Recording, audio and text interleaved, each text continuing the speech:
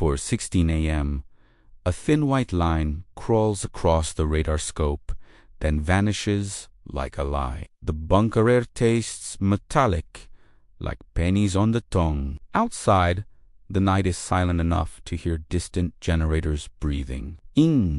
That quiet the world feels paused right before it snaps. The first confirmation comes as vibration, not sound, traveling through concrete and bone. A low-frequency thud rolls under the city and makes glass sing.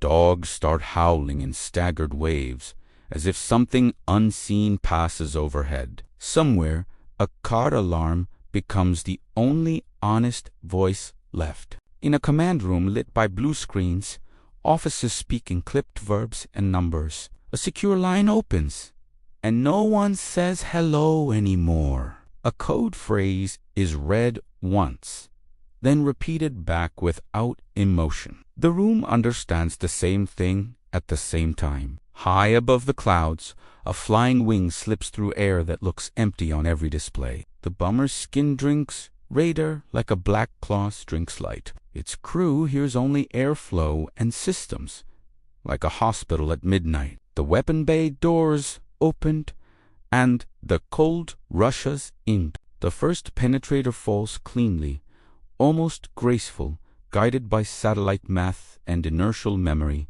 It does not whistle like movies, because it is too fast and too heavy. It hits rock, then concrete, then deeper concrete, still moving. The detonation comes late, like a verdict. The mountain does not explode. It exhales dust through hidden seams and maintenance shafts. Tunnel lights stutter, then go out in disciplined rows, as if someone flips 1,000 switches. Shockwaves slap through corridors lined with rails, fuel drums, and missile crates. Men inside feel their teeth rattle before they feel fear. In Tehran's outer districts, people wake to a sound that feels familiar, like thunder without rain. Phones show no alerts, just spinning circles that never finish loading. Social media fills with guesses, then disappears behind blank screens. The information gap opens like a sinkhole under everyone's feet. The government's public statement is delayed by minutes that feel like hours. Spokespeople talk about industrial incidents and minor seismic activity with tight jaws. State television runs old footage of calm streets and smiling families. The audience watches, and no one believes it. Across the region, air defense crews stare at scopes showing ghosts and noise. Some radars are dark from jamming that feels like a migraine in electronics. Isolated batteries still hunt, turning antennas like searching eyes, but the sky gives them nothing solid to shoot. The strike is not a single punch. It is a sequence, timed like surgery. Multiple impacts walk along ridgelines, collapsing entrances, vents, and emergency shafts. The target is not only missiles, but the ability to move them. In war, mobility is survival, and survival is what gets removed. Inside the buried complex, protocols activate automatically because humans are too slow. Blast doors attempt to seal, but warped frames snag and refuse. Backup lighting kicks on, then dies as cables melt. The tunnels become a maze of smoke, dust, and screaming radios. At the same time, a second battlefield opens in fiber optics and server rooms. Iranian cyber units unleash preloaded scripts that have waited quietly for this moment. They strike logistics dashboards, shipping manifests, and fuel scheduling systems. The attacks do not look like fire. They look like confusion. Ports in the Gulf begin receiving contradictory instructions, then none at all. Container cranes freeze mid-swing, holding metal boxes like suspended coffins. Customs systems reject legitimate cargo and accept nonsense. When trade becomes unreliable, panic becomes profitable within minutes. Oil markets react like a herd smelling smoke. Even before smoke is confirmed, prices spike. Then spike again because nobody trusts the numbers. Tanker routes redraw on screens as captains request new clearances. Insurance underwriters quietly stop answering phones, which is its own kind of siren. In Washington, the National Security Council meets in a room that always feels too small. Satellites replay the impacts in grainy, clinical loops without sound. A legal advisor reads rules of engagement as if reading a eulogy. Nobody asks if it is worth it anymore. They ask what it triggers. A quiet phrase appears in briefings. Counter-salvo potential remains. The underground city is hit, but not every tunnel is dead. Mobile launchers may still exist, camouflaged, waiting for a window. The threat is not gone. It is irritated, like a wounded animal in tall grass. On Iranian highways, convoys begin moving under tarps and decoy nets. Civilian traffic is redirected, then jammed, then abandoned. Fuel stations run out of diesel, not from shortages, but from hoarding. The shelves empty because fear is faster than supply chains. The retaliation begins with drones, because drones are cheap and deniable. Small aircraft skim low over water, using clutter as camouflage. Some carry explosives, others carry cameras for targeting. Each one forces defenders to waste missiles, which is also an attack. A destroyer in the Gulf raises alarms as contacts multiply on the horizon line. Operators track dozens of blips, then hundreds, some real and some false. The ship's deck lights turn red, biting faces in emergency color. The crew does not feel heroic, they feel hunted. In Iraq and Syria, militia groups receive encrypted messages with short instructions. Checkpoints appear overnight, made of concrete blocks and pickup trucks. Local power brokers smell opportunity in the smoke of larger powers. When order weakens, the ambitious start throwing maps. Israel raises readiness levels without speeches because silence is faster. Radar arrays sweep wider arcs, and interceptor crews sleep in shifts beside launchers. Hospitals review mass casualty protocols with a calm that feels practiced. The region becomes a set of loaded springs. NATO phones ring across capitals, and the conversations sound like weather reports for a coming storm. Article 5 is mentioned, then not mentioned, then mentioned again. Allies ask for evidence, for clarity, for thresholds. In a crisis, unity is an ideal that sweats under pressure. Back in Iran, the real terror is the invisible one. Uncertainty, is the tunnel complex collapsed or merely bruised and sealed? Are there chemical leaks in the mountain or only dust? Rumors travel faster than ambulances, and every rumor adds a new casualty. The public sees fragments, a shaky clip of distant flashes, a siren, a plume near. Then the internet slows, as if the country is breathing through a straw.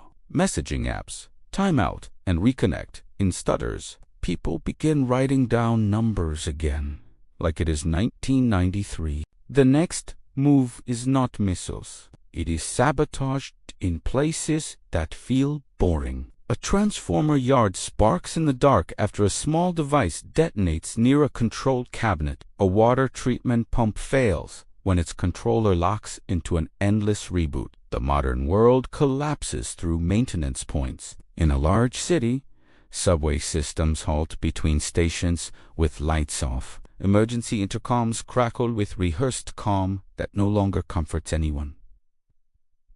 Commuters pry doors, then walk rails in tight lines. Above ground, traffic becomes a stalled organism, horns replacing language. ATMs display polite arrow messages that might as well say no more truth. Gas pumps log behind payment systems that cannot verify accounts. Pharmacies cannot process insurance and begin rationing by instinct. Civilization does not end in flames. It ends in system unavailable. Police response, times stretch, then break, then become irrelevant. Dispatch centers drown in calls that sound the same.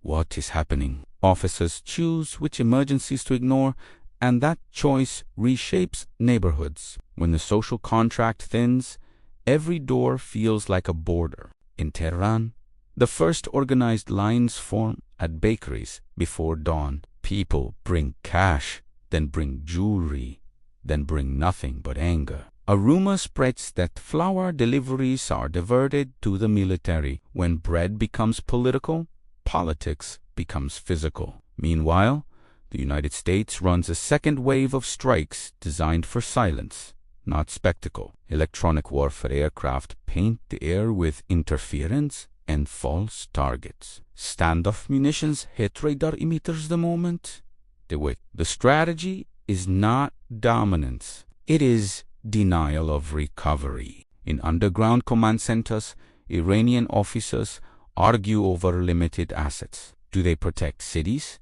missile sites, or leadership bunkers? Each option leaves another exposed, and exposure invites pressure. The hardest part is not choosing, it is accepting the consequences. A hypersonic launch is considered, then delayed, then moved, then delayed again. The weapon is precious, and precious things require perfect timing. Satellites watch road networks and tunnel mouths for signatures. In this war, the sky is a microscope. The first ballistic missile that does launch does not aim only at a base. It aims at psychology, toward a place that makes headlines. Air defenses light up the night with streaking interceptors and burning fragments. The missile breaks apart, but debris still falls like punishment. Civil defense sirens sound in multiple countries, and the sound is the same everywhere. People run to stairwells with phones and bottled water, filming themselves breathing hard. Parents lie to children with forced smiles. Everyone discovers how thin walls feel when the sky is angry. Shipping companies halt transit through choke points, not because ships cannot pass, but because risk models refuse. Supermarkets in distant cities feel the effects within days. Exotic fruit disappears first, then staples, then medicine. Globalization is a miracle until it becomes a fragile chain. Financial markets open each morning like a patient with recurring fever. Volatility becomes normal, then becomes unbearable. Banks restrict withdrawals temporarily, which is a word that never means what it says. People learn that money is only a story, and stories can fail. A wave of disinformation hits like fog, thick and purposeful. Fake videos show leaders declaring war that they never declare. False evacuation routes direct civilians into traffic traps. Information at this moment is poison disguised as clarity, and everyone keeps drinking. In the United States, coastal refineries increase security, but security cannot fix missing parts. A single cyber-induced scheduling error causes fuel deliveries to arrive late.